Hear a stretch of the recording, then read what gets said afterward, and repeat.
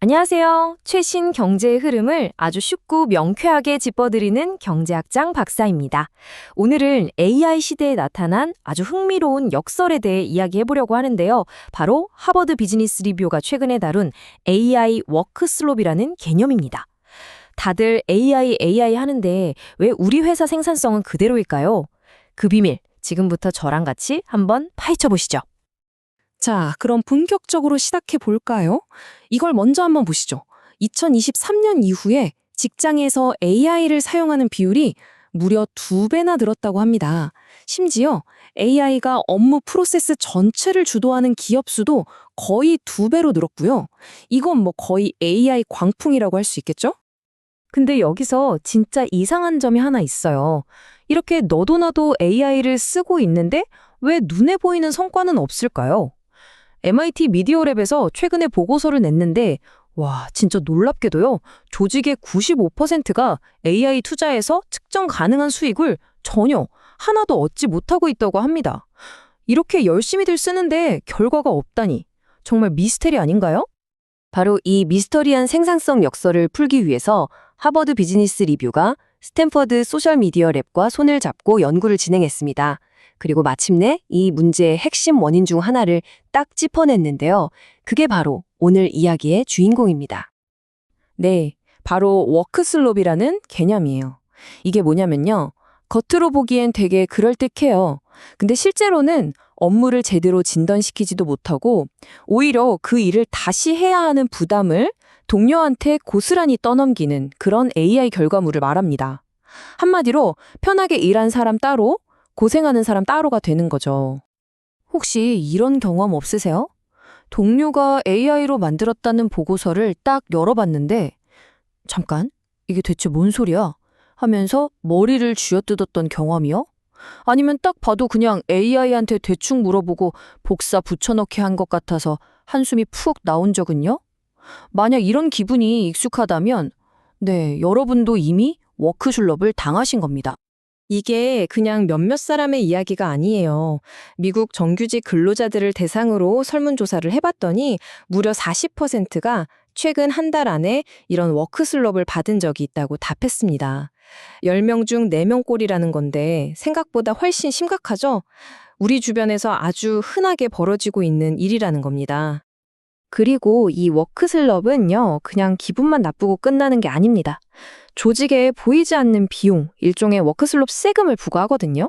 이건 단순히 스트레스를 받는 걸 넘어서 진짜로 시간과 신뢰를 파괴하는 실질적인 비용입니다. 첫 번째 비용은 바로 시간입니다. 직원들이 워크슬롭 한 건을 제대로 처리하기 위해서 쓰는 시간이 평균 1시간 56분이라고 해요. 거의 2시간이죠.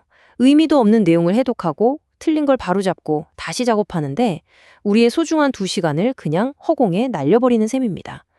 이렇게 낭비된 시간은 곧바로 돈 문제로 이어집니다. 직원 한 사람당 이 워크슬롭 때문에 내는 보이지 않는 세금이 월 평균 186달러에 달하는 걸로 계산됐어요. 우리 돈으로 하면 거의 25만 원 정도 되는 돈입니다. 이게 매달 그냥 사라지고 있는 거예요. 이 비용을 조직 전체로 확대하면요. 와, 정말 입이 떡 벌어집니다.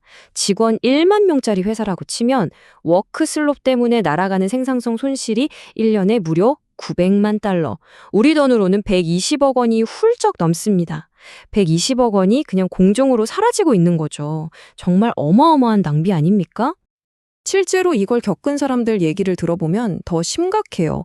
한 금융업 종사자는 AI가 만든 결과물을 받고 나서 이걸 내가 그냥 다시 써야 하나? 아니면 보낸 사람한테 다시 쓰라고 해야 하나? 이걸 가지고 심각하게 고민해야 했다고 말하더라고요.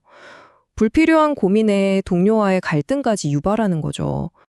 또 다른 기술 분야 관리자는요, 동료가 보낸 그 워크숍 이메일 하나 때문에 관련자들을 전부 다시 불러 모아서 제대로 된 정보를 전달하는 데만 한두 시간을 썼다고 해요.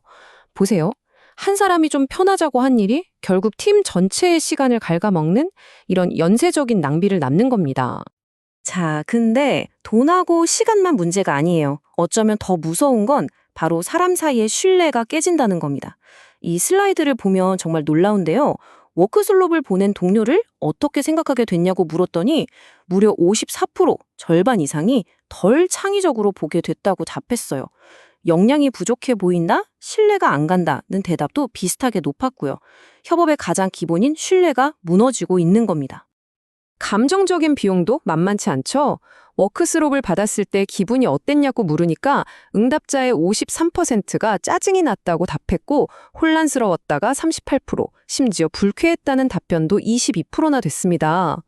이런 부정적인 감정들이 계속 쌓이면 조직 문화가 어떻게 되겠어요?